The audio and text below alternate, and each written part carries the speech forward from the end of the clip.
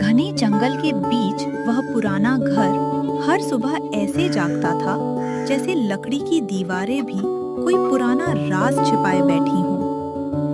उस घर में दो बूढ़ी औरतें रहती थीं, एक शांत, धैर्यवान और कोमल, दूसरी तेज नजर वाली, बेचैन और बहुत लालची। सुबह की सुनहरी धूप खिड़की से फिसलकर अंदर आती और धूल के कण हवा में छोटे तारों की तरह चमकते। अरे धूप कितनी अच्छी आई है आज। घर भी जैसे चैन की सांस ले रहा है। घर चैन की सांस ले रहा होगा, पर मेरा पेट खाली है। पहले देख खाने को क्या बचा है। रात की 2 रोटियां हैं और थोड़ा सा साग, मैं गरम कर देती हूँ। 2 रोटियां बस? इतने बड़े जंगल में रहते हैं और घर में यही हालत है। जितना है वही बांटकर खा लेते हैं। सुबह की शुरुआत शिकायत से नहीं करनी चाहिए। तुम्हें तो हर चीज में संतोष दिखता है। संतोष से कभी अनाज की बोरी भरी है क्या? कई बार भरी नहीं, मगर खाली मन को संभाला जरूर है। मुझे खाली मन नहीं, भरा संदूक चाहिए। संदूक भरे हों और मन खाली हो तो घर घर नहीं लगता। बातें बनाना कोई तुमसे सीखे। चलो पहले खाना लाओ। छोटा था, पर उसमें पुरानी चीजों की गंध बसी थी, सूखी लकड़ी, मिट्टी, धुएं और समय की। शांत बूढ़ी हर काम धीरे और सलीके से करती थी, जबकि दूसरी की आंखें हर वक्त कुछ ज्यादा पाने की तलाश में घूमती रहती थी। ये अलमारी फिर खाली क्यों है? मैंने कहा था कुछ बचा कर रखा करो। बचाने के लिए पहले होना भी तो चाहिए। कल जो था उसी से रात गुजरी। जंगल में इतने पेड़, इतने रास्ते, इतने लोग कभी कभी गुजरते हैं। कुछ ना कुछ मिल ही सकता है। मिल सकता है अगर मांगने से पहले मेहनत की जाए। मेहनत मेहनत मेहनत, सारी उम्र मेहनत की, मिला क्या? ये टूटा घर? ये टूटा घर भी हमें बारिश से बचाता है। हर चीज की कीमत सिक्कों से नहीं होती। मैं सिक्कों की ही बात करूंगी। इस जंगल में कुछ छिपा है, मुझे यकीन है। तुम्हें हर झाड़ी के पीछे खजाना दिखाई देता है, और तुम्हें हर मुश्किल में सीख। सीख कभी धोखा नहीं देती, लालच अक्सर देता है।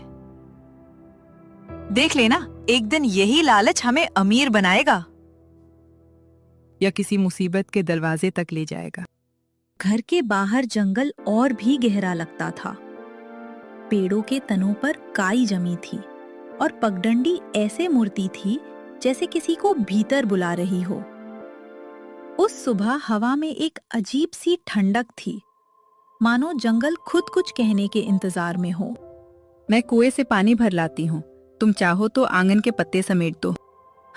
पत्ते समेटने से क्या होगा, फिर गिर जाएंगे। फिर भी आंगन साफ लगता है, मन भी हल्का होता है। मेरा मन तब हल्का होगा जब इस घर में कुछ कीमती आएगा। कीमती चीज हमेशा सोना नहीं होती। हाँ हाँ, ये बात तुम रोज कहती हो, पर बाजार में दया बेचकर आटा नहीं मिलता। मगर दया से रिश्ते बचते हैं, और रिश्ते मुश्किल दिनों में सहारा बनते हैं। यहाँ हमारा कौन है? न कोई बच्चा, न कोई पड़ोसी, बस ये जंगल और ये घर। जंगल भी पड़ोसी जैसा ही है, जो सुनता है उसे संकेत देता है। संकेत? मुझे तो बस सूखी टहनियां और कीचड़ दिखता है। कभी ध्यान से देखो, हर रास्ता खाली नहीं होता। अगर कोई रास्ता सच में किसी खजाने तक जाता हो तो मैं सबसे पहले चलूंगी।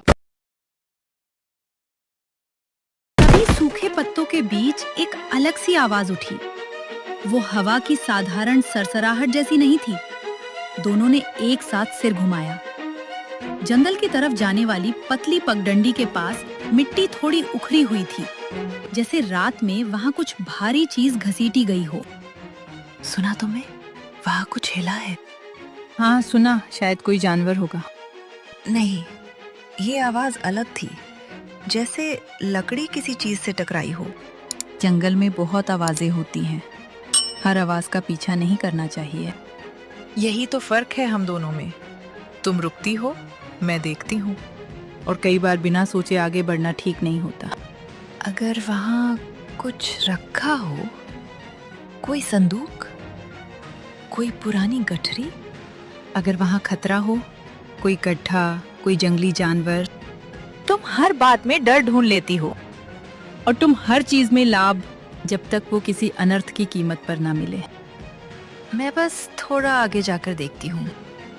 अकेले मत जाओ, पहले पानी रख दूं, फिर साथ चलते हैं। पगडंडी घर से ज्यादा दूर नहीं थी, फिर भी वहां पहुंचते ही हवा बदल गई। पेड़ों की छाया घनी हो गई और जमीन पर दबा वो लोहे का छल्ला किसी छिपी चीज का इशारा कर रहा था। शांत बूढ़ी की चाल संभली हुई थी, लेकिन दूसरी की आंखों में चमक बढ़ती जा रही थी। देखो, मैंने कहा था ना, यहाँ कुछ है। ये छल्ला यूं ही नहीं पड़ा। पहले आसपास देख लेते हैं। मिट्टी नई नई उखड़ी हुई लग रही है। तो और अच्छा, मतलब नीचे कुछ दबा है या किसी ने जानबूझकर ढका है। तुम बस शक करती रहो, मैं इसे खींचती हूँ। धीरे। अगर ये किसी ढक्कन का हिस्सा हुआ तो नीचे खाली जगह भी हो सकती है। अच्छा, तुम पकड़ो मेरा हाथ, मैं जोर लगाती हूँ। संभल कर, पैर फिसला तो चोट लग जाएगी। 1, 2। हाँ, अरे ये हिल रहा है। सचमुच? धीरे उठाओ, पूरा मत झटको। ओह, ये तो लकड़ी का ढक्कन है। नीचे अंधेरा है।